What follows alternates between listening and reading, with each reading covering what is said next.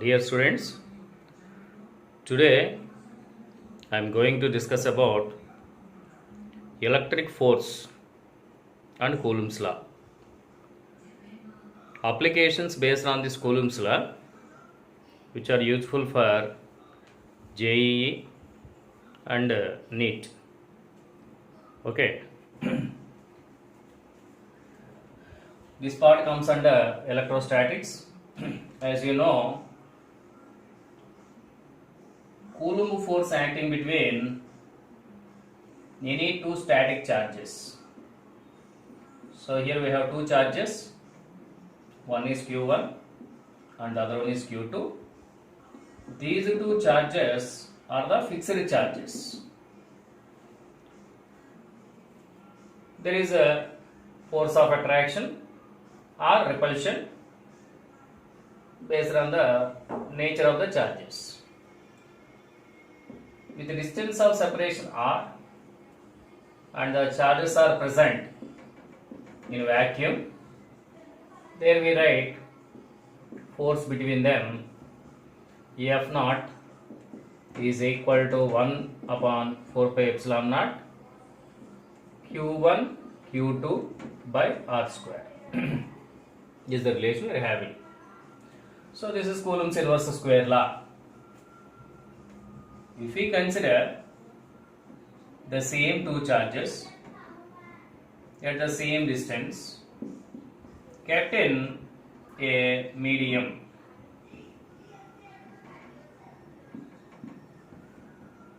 again these are fixed charges.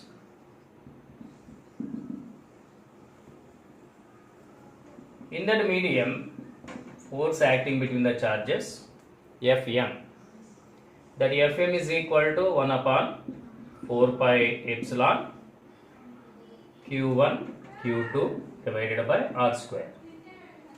Here the distance between the two charges R is completely taken in the medium with electrical permittivity epsilon.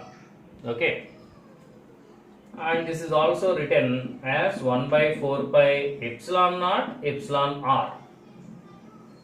Epsilon r is the relative permittivity Q1 Q2 by R square.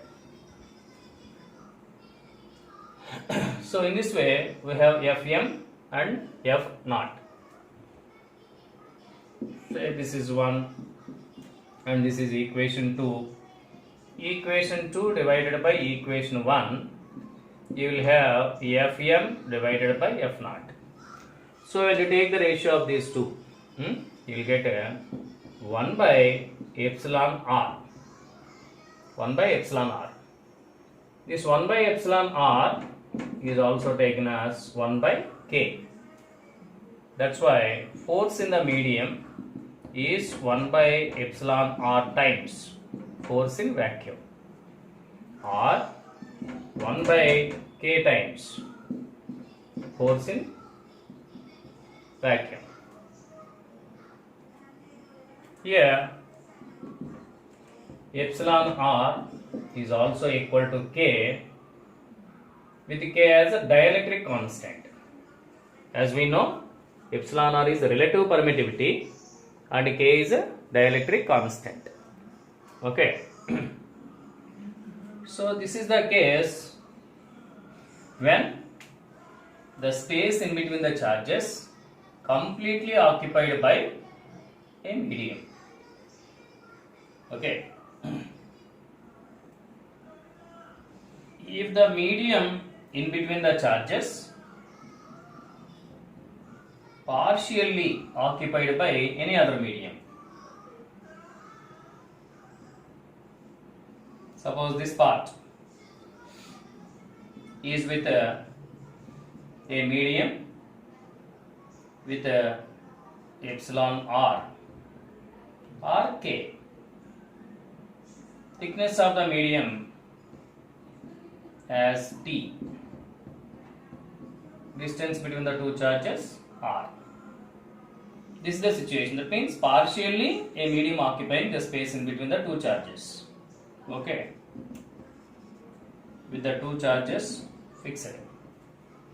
So in this situation, how we write equation means, as we know, it is 1 by 4 pi epsilon naught q1 q2 divided by r minus t plus t root epsilon r, t root epsilon r or t root k, both are equal, whole square. Okay, this is the equation for this situation. Okay, fm dash is equal to 1 by 4 pi epsilon naught q1 q2 by r minus t plus t root epsilon r or k whole square. Okay, now here if you see actual distance of separation in vacuum is r. Because of this medium, distance between the two charges reduced to r minus t. But at the same time, with the thickness T of the medium,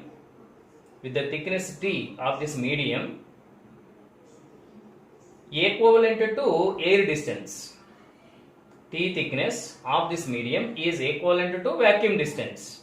That vacuum distance is T root epsilon r. That's why r minus t due to this dielectric medium plus t root epsilon r, t root k whole square. Okay, so this is the equation. Now from this equation you can get the second equation. How we get the second equation? Look here. If the entire space is filled by a dielectric medium, that means in this r, medium is present with the thickness t. R and T are equal. If we consider R and T are equal, that means the total space is occupied by this medium. R minus R plus R root epsilon R. R minus R plus R root epsilon R. This R cancel, and if this T becomes R root epsilon R whole square. So R square epsilon R will get. So 4 pi epsilon naught, epsilon R comes here and R square. You will get this equation. Okay, so this is the case of partially filled dielectric medium in between the charges. Completely filled, partially filled, and this is without any dielectric medium. Okay, so this is in vacuum, and this is with dielectric medium.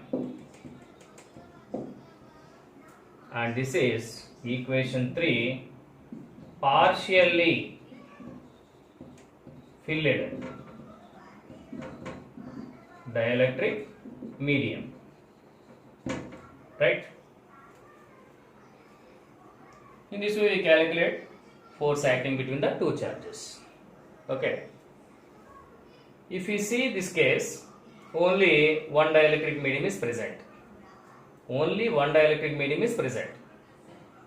If 2 or 3 number of dielectric media are present, then how we write the equation? Very important one. If more than one dielectric medium partially filling the space in between the charges, how to write the equation? So again, we have the two charges Q1 and Q2 with a vacuum separation R. Here we have a dielectric with epsilon R1 or K1. You can take K1, and another dielectric slab with epsilon R2 or K2. Thickness of this one T1, thickness of this one is T2. So in such a situation, how to find the force acting between the two static charges? Fm double dash, you write. You will get 1 by 4 pi epsilon naught Q1 Q2 by R. By the first medium, distance decreased by T1 and at the same time equivalent distance. Equivalent distance in vacuum with the dielectric T1 root epsilon R1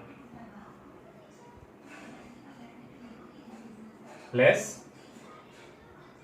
minus with the second dielectric minus T2 plus T2 root epsilon R2 whole square. Okay, so in this way we write the equation.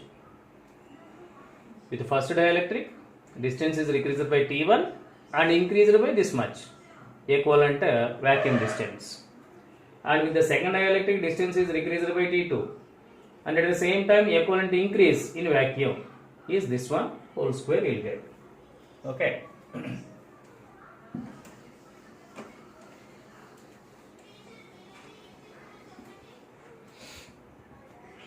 Now, using the same idea, take a case in which may not be exactly middle. What are the space in between the charges? Some part with the epsilon R1 and the remaining part with epsilon R2 with the total distance of separation R, so that this thickness of the medium is T1, this thickness of the medium is T2. Okay. With the Q1 and Q2. So in this situation, how to write a force between them? F is equal to 1 by 4 pi epsilon naught Q1 Q2 by R minus T1 plus T1 root epsilon R1 minus T2 plus T2 root epsilon R2 whole square. If you see from the figure, R is equal to T1 plus T2. R is equal to T1 plus T2. So that R minus of T1 plus T2 is equal to 0. If you see here R, take minus common T1 plus T2 and the remaining term. If you take F is equal to 1 by 4 pi epsilon naught Q1 Q2 by R minus of T1 plus T2 plus T1 root epsilon R1 plus T2 root epsilon R2 whole square. These two terms become 0. So you will get F is equal to 1 by 4 pi epsilon naught Q1 Q2 by T1 root epsilon R1 plus T2 root epsilon R2 whole square. Okay, so in this way we can find the force without any vacuum. Okay, without any vacuum, in this case you can use this relation. Okay, so this is one of the important formula. So using this idea, when we go for a numerical, I go for a numerical, simple numerical. There are two charges, static charges. One is say 3 microcoulomb and the other one is 4 microcoulomb. These two are separated by suppose in between them two media. Here K1 is equal to say 9 and here K2 is equal to say 16 and this distance is say 3 centimeter and this distance is say 4 centimeter. Okay, so in this situation, if you are asked to find what is the force between the charges, okay, this one you have to find. So when we see the solution, directly we can make use of this formula. F is equal to 1 by 4 pi epsilon naught Q1 Q2 by T1 root epsilon R1 or K1 same plus T2 epsilon R2 or K2 same whole square using the same relation here. Okay, then what you'll get? It is 9 into 10 power 9. Q1 is 3 into 10 power minus 6. Q2 is 4 into 10 power minus 6 by T1. We have 3 centimeter, 3 root, okay, 9 plus 4 root 16. These two are in centimeter. This is whole square into 10 power minus 4. Okay.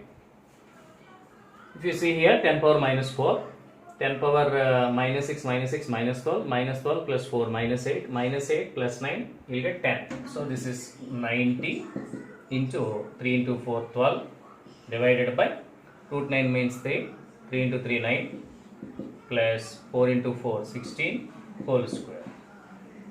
So this is 90 into 12 divided by 25 into 25. Okay.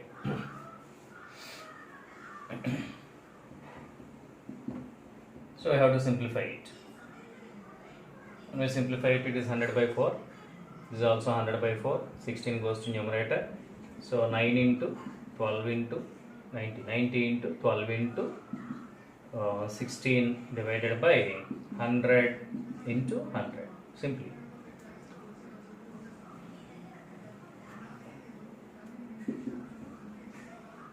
So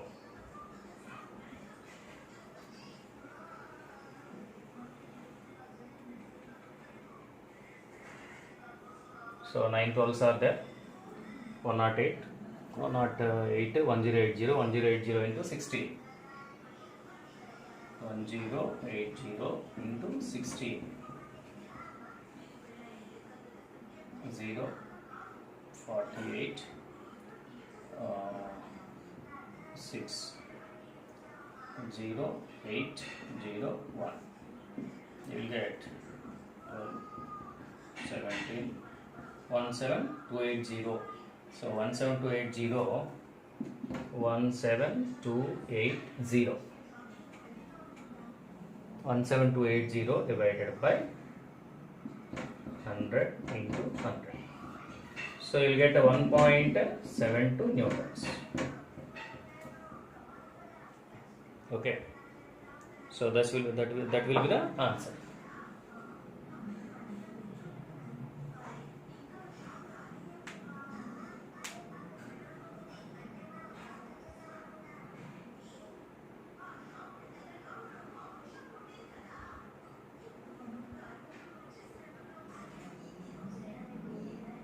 One 1.728 newtons.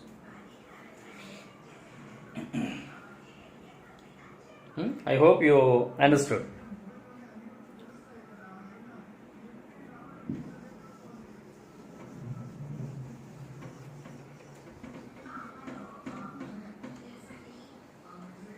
Now in the same Coulomb force applications, I discuss one of the important case. That is the case with a simple pendulum. Here we have a charged bob of the pendulum. We discuss with charged bob of the simple pendulum. Look here, I have taken inextensible, torsionless and light thread. Using the thread from a point of suspension S, I suspended a point sized bob, but a heavy bob. It is carrying a charge, some Q. Okay. This is equilibrium position. In this equilibrium position, weight of the bob mg acting in the downward direction. Even though this spherical ball carrying the charge q, there is no other charge so around it, or no other electric field around it. So due to this charge, it is not experiencing any force. Okay, this is the case. So in this situation, tension in the spring, that is T, balancing this mg, tension balanced by mg. If I consider a charge q dash, if I consider a charge q dash, that is a light charge, assume that is a light charge. You can also take unlike charge. So if you consider light charge q dash at the point of suspension, in between these two there is Coulomb repulsion. The Coulomb repulsion acting on this bob is in the downward direction. Okay. So at equilibrium position, tension, say T naught, okay, T naught, that T naught is equal to Fc plus mg. Like this you can write, okay, at equilibrium position, without any oscillation. Now suppose it is making oscillation at any instant of time. This is the position of the bob. At any instant of time, this is the position of the bob. It is making an angle theta, okay, with still that plus q dash at the point of suspension. Weight mg acts in the vertically downward direction. Gravity acts in the vertically downward direction. And whatever the electric force, Coulomb force in between q dash and q will act along the line joining. That's why we have to take the direction of this Coulomb force along this. Along the line joining, there is Coulomb force of repulsion. As mg is vertical, this angle is theta, this angle will be theta. For this Fc, when you take the component, along this tangential to the arc,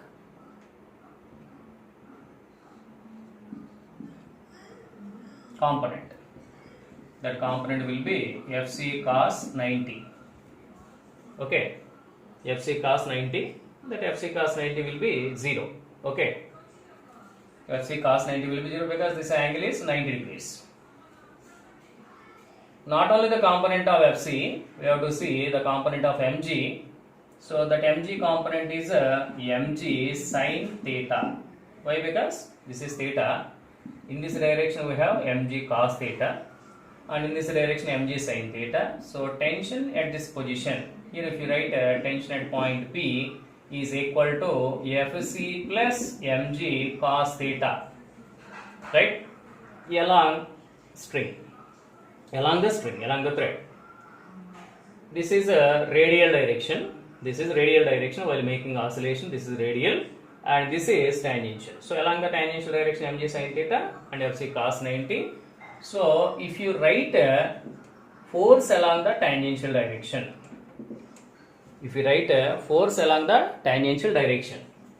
that force along the tangential direction is equal to mg sin theta plus Fc cos 90. Cos 90 value 0. That's why tangential force is mg sin theta plus 0. Okay.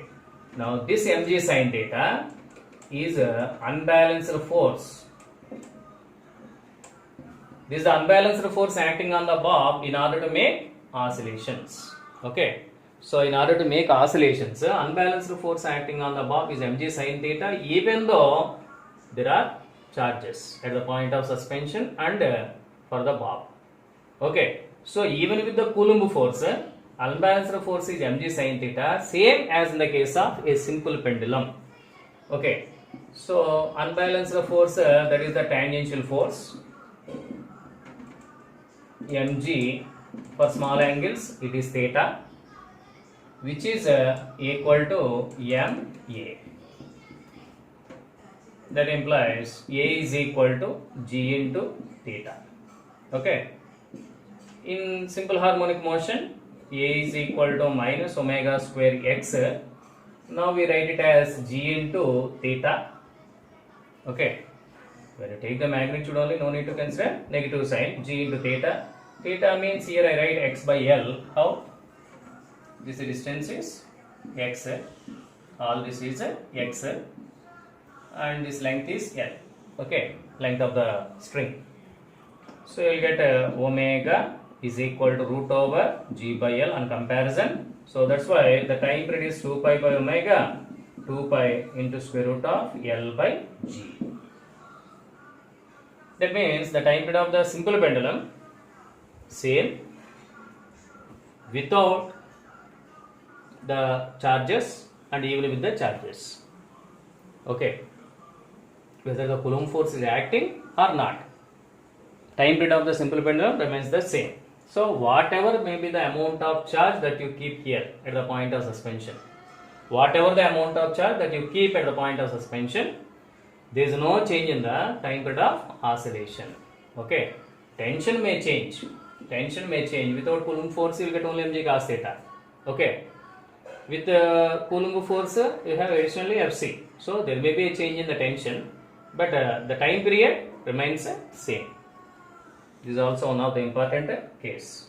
How much amount of charge that you place at the point of suspension, whatever may be the value, you will get the same time period of oscillation.